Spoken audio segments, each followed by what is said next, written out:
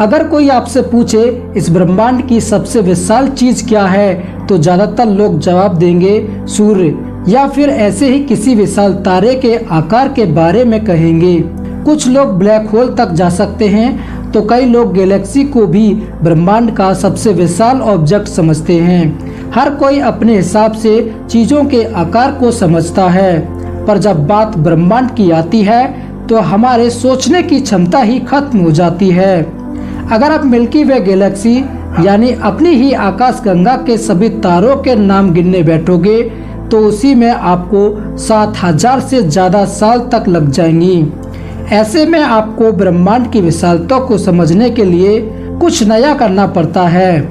इसे किसी स्केल पर ला करके इसे हम आसानी से समझ सकते हैं। तो इसी तरह से मैं आपको इस वीडियो में ब्रह्मांड की उन गैलेक्सीज की सैर कराने वाला हूँ जो हमारी आकाश गंगा यानी मिल्की वे से भी आकार में हजारों गुना बड़ी हैं।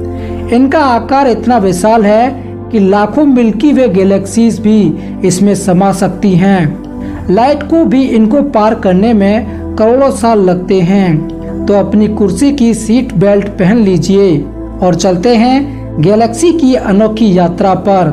हमारी आकाश गंगा यानी मिल्की वे एक विशाल गैलेक्सी है जो 1,30,000 लाइट ईयर में फैली। यह आकाश गंगा अपने अंदर 200 अरब तारों को समाकर रखती है।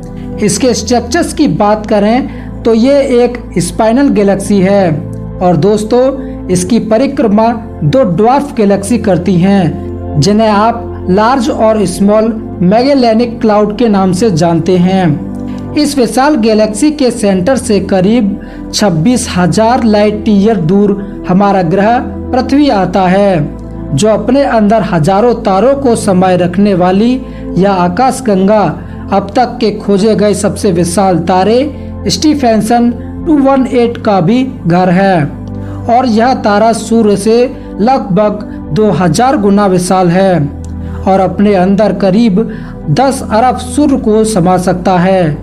और दोस्तों अगर इस गैलेक्सी के आकार की तुलना करें तो इसके आकार को देखकर ही आपके होश उड़ जाएंगे।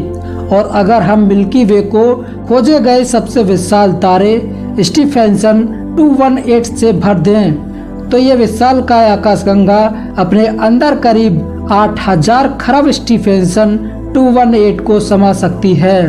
और दोस्तों अगर इसे पृथ्वी से सबसे दूर भेजे गए स्पेस प्रोब वॉयेजर 1 से भी पार किया जाए तो इस आकाश गंगा को पार करने में ही उसे 2 अरब 27 करोड़ साल लग जाएंगे।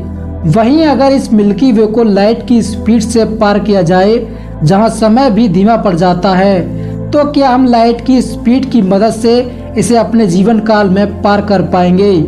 आइए जानते हैं। वैसे तो आप कभी लाइट की स्पीड से यात्रा नहीं कर सकते, इसीलिए मैं आपको 99.99% स्पीड की यात्रा से करने वाले स्पेसशिप में बैठाऊंगा, जिसमें टाइम डायलेशन की मदद से आपके लिए समय धीमा हो जाएगा। तो ऐसे स्पेसक्राफ्ट में भी आप अपने जीवन काल में इस गैलेक्सी को पार नहीं कर सकते। इसे पार करने में ही आपकी 99.99% की लाइट स्पीड पर भी कम से कम 60 पीढ़ियां बीत जाएंगी, तब जाकर आप एक छोर से दूसरे छोर तक पहुंच सकोगे। और आप इसी बात से अंदाजा लगा सकते हो कि हमारी आकाश गंगा कितनी विशाल है। आइए अब हम इस मिल्की वे गैलेक्सी को ही एक स्केल मानकर आगे की गैलेक्सी की विशालता को समझते हैं। तो दोस्तों अगर आप मिल्की वे को एक टेनिस बॉल जितना यानी 8 सेंटीमीटर का आकार दे दें, तो इस आधार पर आगे आने वाली गैलेक्सीज और ब्रह्मांड की नई खोजी गई आकाशगंगा इससे कितनी बड़ी है। इसी तरीके से आप और मैं आसानी से इसके आकार को समझ पाएंगे। तो दोस्तों आज की इस वीडियो को यहीं पर खत्म करते हैं।